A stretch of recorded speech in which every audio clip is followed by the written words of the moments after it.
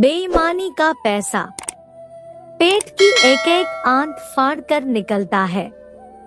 यह एक सच्ची कहानी है, कहानी को पूरा जरूर सुने। यह कहानी एक सत्य घटना पर आधारित है। गोपनीय बनाए रखने के लिए नाम और जगह बदल दिया गया है। श्री दीपक वर्मा जी, जो लखनऊ के चारबाग नामक शहर में एक मेडिकल स्टोर चलाते थे, उन्होंने अपने जीवन का एक पृष्ठ खोलकर मुझे सुनाया, जो पाठकों की आंखें भी खोल सकता है और शायद उस पाप से जिसमें वह भागीदार बनने से भी बचा सकता है। मेडिकल स्टोर अपने स्थान के कारण काफी पुराना और अच्छी स्थिति में था, लेकिन जैसे कि कहा जाता है कि धन एक व्यक्ति के दिमाग को भ्रष्ट कर देता है, और यही बात श्री दीपक वर्मा जी के साथ भी घटित हुई। श्री दीपक जी बताते हैं कि मेरा मेडिकल स्टोर बहुत अच्छी तरह से चलता था और मेरी आर्थिक स्थिति भी बहुत अच्छी थी। अपनी कमाई से मैंने जमीन और कुछ प्लॉट खरीदे और अपने मेडिकल स्टोर के साथ एक क्लिनिकल लेबोरेटरी भी खोल ली। लेकिन मैं यहाँ झूठ नहीं बोलूँगा, मैं एक बहुत ही लालची किस्म का आदमी था, क्योंकि मेडिकल फील्ड में दोगुनी नहीं बल्कि कई गुना कमाई होती है।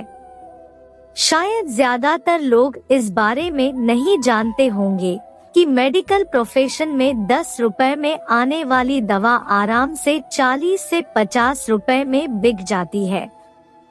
लेकिन अगर कोई मुझसे कभी 2 रुपए भी कम करने को कहता तो मैं ग्राहक को मना कर देता। खैर, मैं हर किसी के बारे में बात नहीं कर रहा हूँ, सिर्फ अपनी बात कर रहा हूँ। गर्मी के दिनों में एक बूढ़ा व्यक्ति मेरे स्टोर में आया। उसने मुझे डॉक्टर की पर्ची दी। मैंने दवा पढ़ी और उसे निकाल लिया।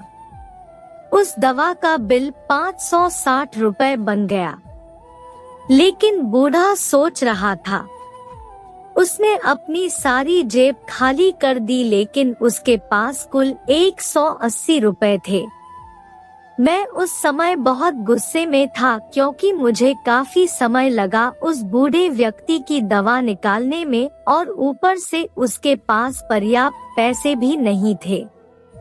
बूढ़ा दवा लेने से मना भी नहीं कर पा रहा था। शायद उसे दवा की सख्त जरूरत थी। फिर उस बूढ़े व्यक्ति ने कहा, मेरी मदद करो।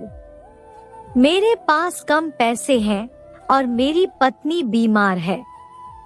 हमारे बच्चे भी हमें पूछते नहीं हैं। मैं अपनी पत्नी को इस तरह वृद्धावस्था में मरते हुए नहीं देख सकता। लेकिन मैंने उस समय उस बूढ़े व्यक्ति की बात नहीं सुनी और उसे दवा वापस छोड़ने के लिए कहा। यहाँ पर मैं एक बात कहना चाहूँगा कि वास्तव में उस बूढ़े व्यक्ति की दवा की कुल राशि 120 रुपए ही बनती थी। अगर मैंने उससे 150 रुपए भी ले लिए होते तो भी मुझे 30 रुपए का मुनाफा ही होता। लेकिन मेरे लालच ने उस बूढ़े लाचार व्यक्ति को भी नहीं छोड़ा। फिर मेरी दुकान पर खड़े एक दूसरे ग्राहक ने अपनी जेब से पैसे निकाले और उस बूढ़े आदमी के लिए दवा खरीदी। लेकिन इसका भी मुझ पर कोई असर नहीं हुआ। मैंने पैसे लिए और बूढ़े को दवाई दे दी। वक्त बीतता चला। मेरे इकलौते बेटे को ब्रेन ट्यूमर हो गया। पहले तो हमें पता ही नहीं चला, लेकिन जब पता चला तो बेटा मृत्यु के कगार पर था। पैसा बहता रहा और लड़के की हालत खराब होती गई। प्लॉट बिक गए, जमीन बिक गई और आखिरकार मेडिकल स्टोर भी बिक गया। लेकिन मेरे बेटे की तबीयत बिल्कुल नहीं सुधरी। उसका ऑपरेशन भी हुआ और जब सब पैसा खत्म हो गया तो तो आखिरकार डॉक्टरों ने मुझे अपने बेटे को घर ले जाने और उसकी सेवा करने के लिए कहा। उसके पश्चात मेरे बेटे का निधन हो गया। मैं जीवन भर कमाने के बाद भी उसे बचा नहीं सका। फिर मुझे भी लकवा मार गया और मुझे चोट भी लग गई।